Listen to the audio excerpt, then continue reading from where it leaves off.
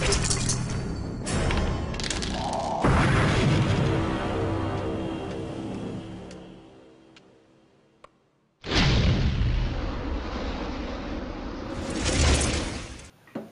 YouTube, Dave here again. I am back home and I have a second update from what's now the completed stream of Many Eyes. So I didn't get to actually watch any of the live streams itself, and I had to rely pretty heavily on information provided to me by viewers such as yourself. And again, a big thank goes out to Pete on my Facebook page. You know who you are, and your updates were invaluable in this. It's helped so much to let me know what was going on, and I really appreciate that you took time out of your day to message me and let me know what was going on. So this is sort of a complement to the first video, so I'm not necessarily going to go over too much detail what was released in that first video. It got quite a few views, so I think anyone watching this probably saw the other one. But just to recap, the next big adventure is going to be split up over the course of 2 books, which is something that they did way back with their Tyranny of Dragons campaign, with the Horde of the Dragon Queen and then Rise of Tiamat. And that's what we have going on here as well. The first book is entitled Waterdeep Dragon Heist, and it is more of a campaign setting really than necessarily a campaign book in terms of the adventure. That said, there are 4, it's 4 or 5, I think it's 4 separate storylines that the groups can go through. And what this is, it's meant to be sort of a jumping off point for lots, for different campaigns. A lot of the major stories in the last few, over the last few years really started at 5th level, and I feel like Waterdeep Dragon Heist is sort of a replacement to the starter set adventure Lost Mine of Phandelver, which kind of filled that role before, where it was levels 1 through 5. And I think that's kind of what they want to do here, is have that book be sort of the new beginner's product kind of idea. Now, I may be way off on that, but it's just a theory on my part. The adventure for Dragon Heist itself, and I do want to kind of explain this just momentarily or quickly in this video. Dragon Heist, from what I can tell, where it's sort of more of an open world and, the players kind of just decide which story thread they want to follow through their own actions. It reminds me a lot of the Sundering adventures, which would be like Murder in Baldur's Gate and Legacy of the Crystal Shard.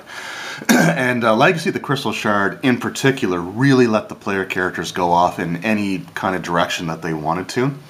And I think it's a great format for adventures, in that it really feels, again, like the player characters are just kind of choosing where they go and not necessarily being led there. So I think it's going to actually be a really good product. I know some people have been upset with the level range only being 1 through 5, but again, I think the important thing to keep in mind is that that book is probably going to have a great deal of focus on the city of Waterdeep itself.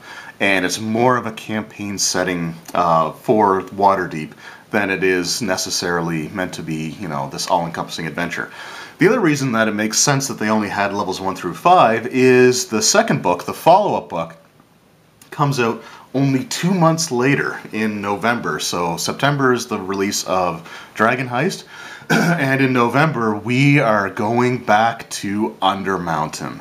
And this is going to be just absolutely awesome. I cannot wait for this. This book, I think, is going to hopefully make a lot of people happy. And here's the biggest reason. One of the major sort of complaints that people have had over the years, and I think it's somewhat justifiable, is that most of the adventures only go to like level 10 or 11 or 15.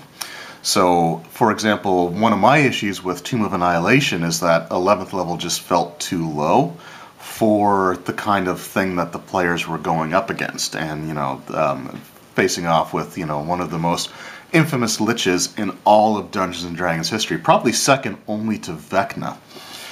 So, I felt that that level range was too low, and I thought that Tomb of Annihilation would have been a perfect book to have your first 20th level adventure. We didn't get it. but we are now. So Waterdeep Dungeon of the Mad Mage takes characters from levels 5 all the way to 20th. So this is the first 5th edition campaign that will let you max out your character progression. So the little marketing blurb here says, because a little bit of it's kind of cut off just so you can see the picture. Yeah, I'm not going to worry too much about that because I'm going to read it anyway. So it says, in the city of Waterdeep rests a tavern called the Yawning Portal, named after a gaping pit in its common room. At the bottom of this crumbling shaft is a labyrinthine dungeon shunned by all but the most daring adventurers, known as Undermountain. This dungeon is the domain of the mad wizard Hallister Blackcloak. Long has the mad mage dwelt in these forlorn depths, seeding his lair with monsters, traps, and mystery. To what end is a constant source of speculation and concern. This adventure picks up where Waterdeep Dungeon Heist leaves off, taking characters of 5th level or higher all the way to 20th level, should they explore the entirety of Hallister's home. 23 levels of Undermountain are detailed herein, along with the subterranean refuge of Skullport. Treasures and secrets abound, but tread with care. So this comes out in November 13th. Again, this is levels 5 plus through 20th. And the retail price is $49.95 US, so that's kind of the standard price. It'll be in the $60 range, $65 range Canadian. But this is something that is, again, really, really awesome, and it's the only thing that I'm concerned about is the fact that it is 23 levels of dungeon crawling. And that is, in my opinion, that's totally fine. I love a good massive dungeon crawl. I always, when I first started running Dungeons and Dragons, the main thing that I would do is try to design like these big dungeons and have them be like, I called them big. They were like 5 or 6 levels. I think I had one design that was 10 levels.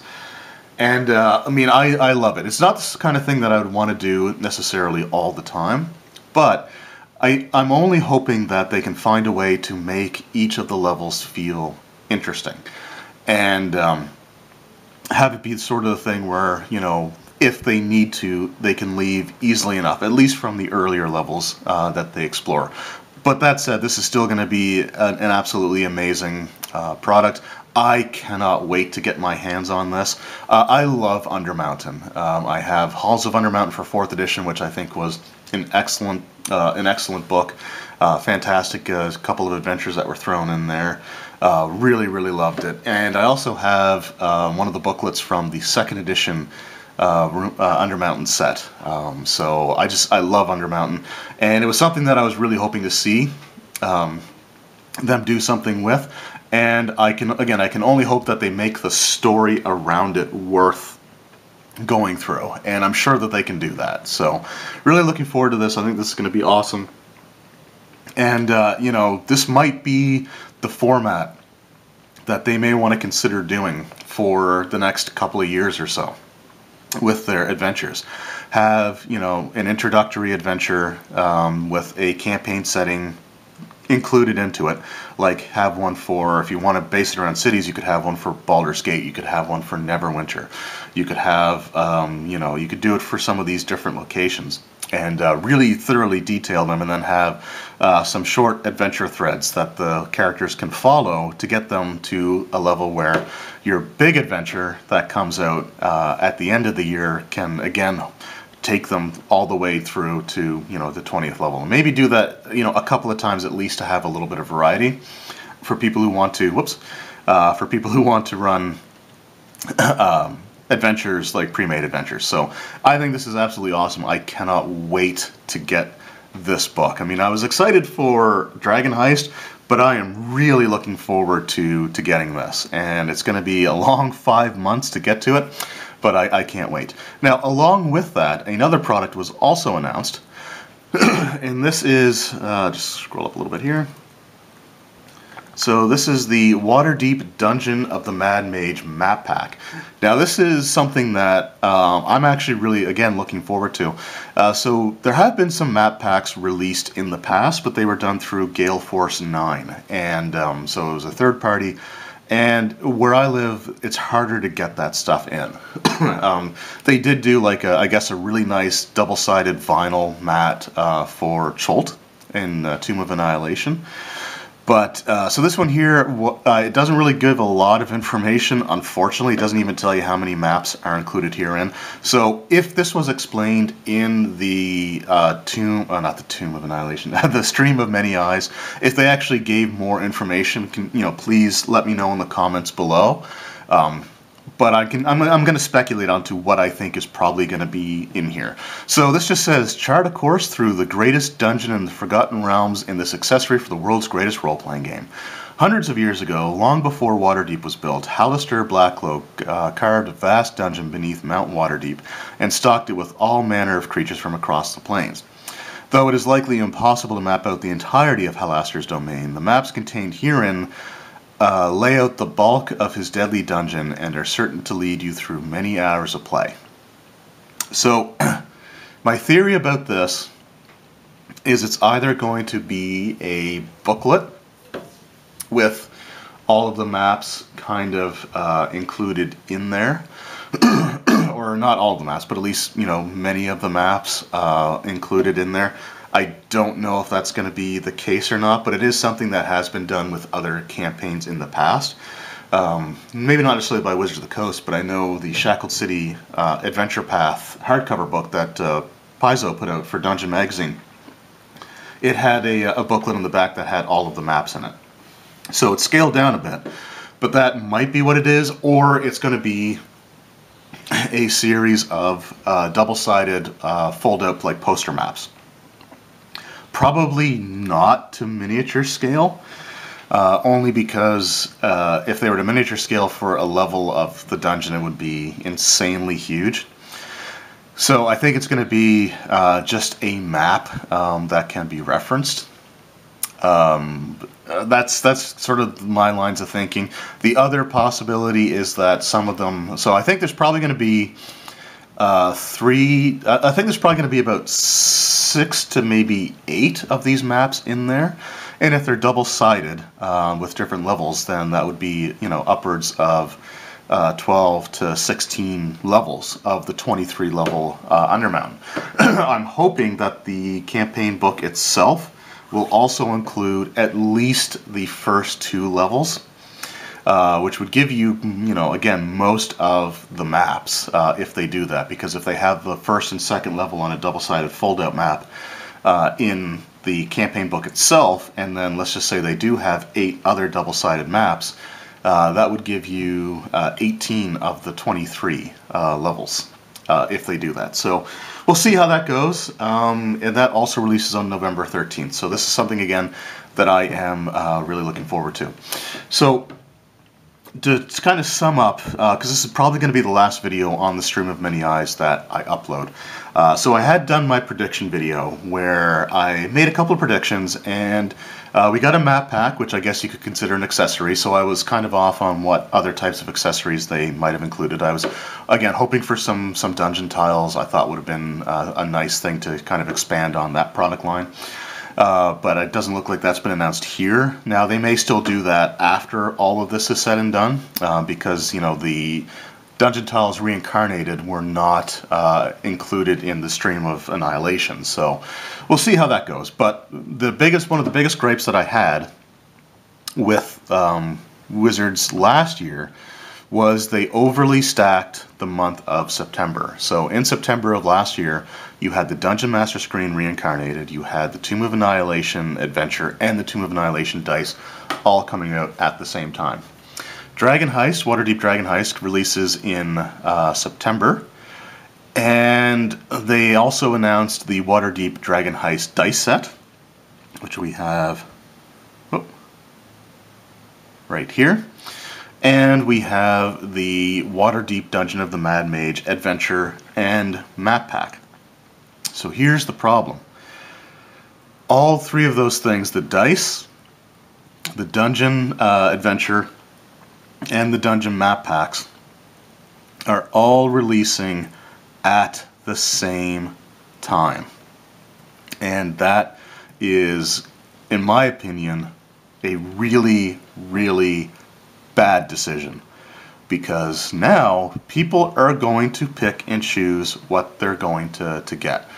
And I think what's going to end up happening is this dice set, which I think a lot of people were already sort of on the fence about enough as it was, because of the price that they have for it, because of the fact that, you know, I mean, having the second D20, one of the things that I've heard people saying is that the second D20 being larger instead of just being a different color is not what they would have liked. They would have liked a uniform size for all the dice, and I get that. I do feel that same way.